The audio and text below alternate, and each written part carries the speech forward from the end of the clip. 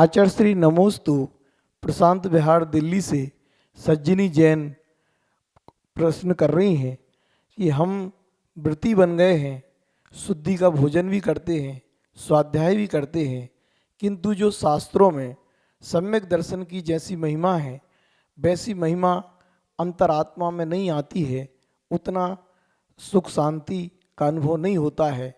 तो क्या हमें और पुरुषार्थ करना चाहिए? कृपया निर्देशन करें। नमोस्तु आचार्य श्री।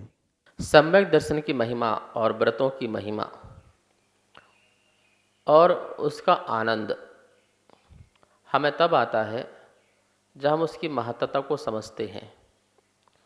सम्यक दर्शन हमें हुआ है, इस बात को पहले सोचना है। क्या सच्ची श्रद्धा हमें प्रकट हुई है? क्या सच में हमारा मोह का गलन हुआ है? यदि हमारा मोह लगा हुआ है शरीर के प्रति, पर के प्रति, पर से एकत्व के प्रति, तो सच्ची श्रद्धा नहीं प्रकट हुई है। और जब सच्ची श्रद्धा प्रकट नहीं हो तो सच्चा आनंद भी कहाँ प्राप्त होता है। व्रतों को भी कहीं हम जो है आज्ञा मान करके या ड्यूटी समझ के तो नहीं कर रहे हैं। यदि मात्र आज्ञा मान करके आज्ञा है इसलिए हमें करना है बस, यह हमारी ड्यूटी है हमें करना है बस, तो फिर हमें उसकी महिमा नहीं आएगी। व्रतों के करने के बाद उसके प्रति जो चिंतन आता है कि हमें कितनी निर्विकल्पता आई है, कितनी विशुद्धि प्रकट हुई है, तो उससे फिर हमें बहुत ही अच्छे भाव, अच्छे परिणाम होना प्रारंभ होते हैं। जैसे हम अहिंसाणुव्रत है, इसका ही पालन करें मान लो, तो यदि हम हिंसा नहीं करते हैं तो हिंसा नहीं करते तो जीव के प्रति जो करुणा का जो भाव आया उसको आप फीलिंग करें, उसका अनुभव करें, तो आपको लगेगा कि मैंने किसी जीव को बचाया है, मैंने कष्ट नहीं दिया है, तो मुझे आनंद की प्राप्ति होगी। जीव दया करके, करुणा करके आनंद मिलता है। झूठ ना बोलकर ना सत्य बोलने में आनंद मिलता है। मैं झूठ से बचा, आज मैंने किसी को झूठ नहीं बोला है, तो अंदर से खुशी होती है। वो खुशी ही तो आनंद है। मैंने चोरी नहीं की है, सामान पड़ा देखा मैंने, पर मेरे चोरी का भाव नहीं आया, उसका जो आनंद है अचौर्य व्रत का, वो भी आपको आनंद आएगा। मेरे सामने कितने ही लोग ऐसे आते हैं लेकिन मेरे कुशील के परिणाम प्रकट नहीं हो पा रहे हैं, तो यही मेरा आनंद है। परिग्रह की भोग विलास की व्यवस्थाओं सुविधाओं को देखने के बाद भी मुझ में उसको पाने की इच्छा नहीं होती है, यही मेरा अपरिग्रह या परिग्रह परिमाण का आनंद है। तो हम व्रतों की महिमा को समझें, उसका चिंतन करें, तो महिमा आएगी। बस हमारा काम हो गया, पानी छान लिया और पी लिया, भोजन बनाया और खा लिया, समय का समय वो तो बैठ गए। पर उसमें हमें जो भक्ति प्रकट होना चाहिए कि हम पानी छान रहे हैं तो कितनी जीवों को हमें बचाना है, कष्ट ना हो, उनको पीड़ा ना हो, ऐसे आपके रोंगटे खड़े होना चाहिए। तब आपको लगेगा कि हाँ हाँ ये बात सही है। और आपको लगेगा कि मैं जीवों पर दया करूँगा तो मुझ पर भी दया होगी, मैं जीवों पर करुणा करूँगा तो मुझ पर करुणा होगी, उपकार करूँगा तो मुझ पर ही उपकार होगा। ऐसी भावना से यदि आप करेंगे तो आपको सम्यक दर्शन की महिमा और व्रतों की महिमा दोनों का आनंद आएगा, खुशी प्रकट होगी। नमोस्तु गुरुवर। सौरभ कुमार जैन लालबर्रा जिला बालाघाट से पूछते हैं कि गुरुदेव, बहिरात्मा से अंतरात्मा बनने का क्या उपाय है? कृपया करके मार्गदर्शन दीजिए। नमोस्तु गुरुवर, नमोस्तु। बहिरात्मा से अंतरात्मा, ये बहुत अच्छा प्रश्न है। हम जगत में बाहर ही बाहर रहते हैं, अंदर आने की कोशिश नहीं करते हैं।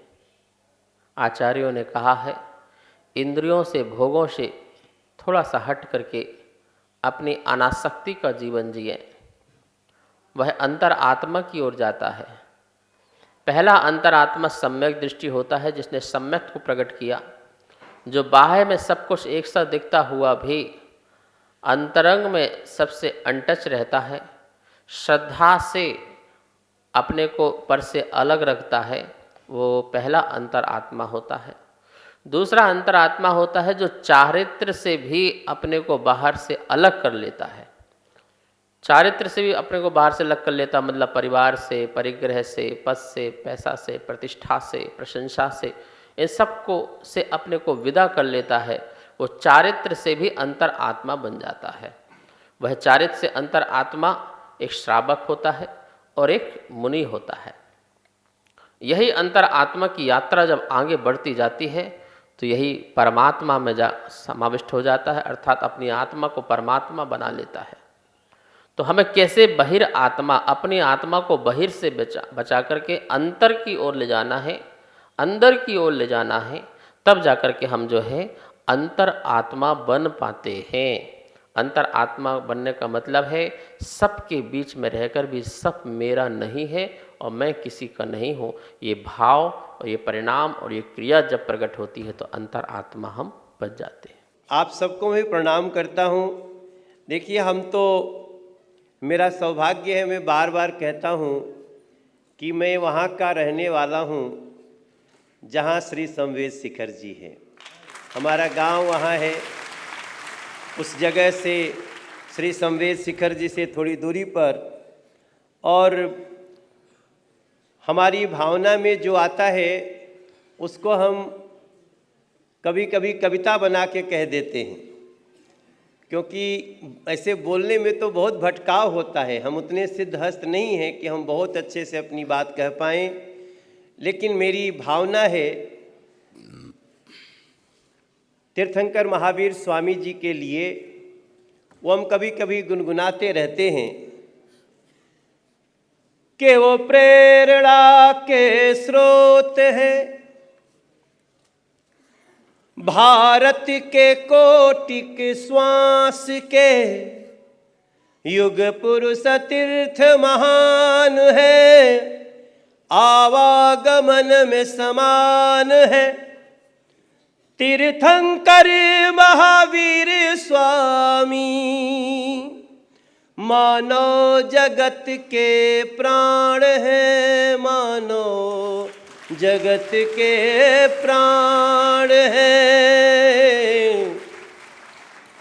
2550 साल बाद भी वो कण कण में विद्यमान है, कण कण में विद्यमान है, युग पुरुष तीर्थ महान है। जब मैं अध्ययन करता हूँ तो मुझे ऐसा लगता है, कहना चाहिए कि वो विराजमान है भाव में, वो विराजमान है श्वास में, वो विराजमान है भाव में, वो विराजमान है श्वास में। वो लाखों बरस के बाद भी बने रहेंगे विश्वास में, वो बने रहेंगे विश्वास में। बहुत सुंदर, बहुत सुंदर। इस कार्यक्रम के पुण्यार्चक थे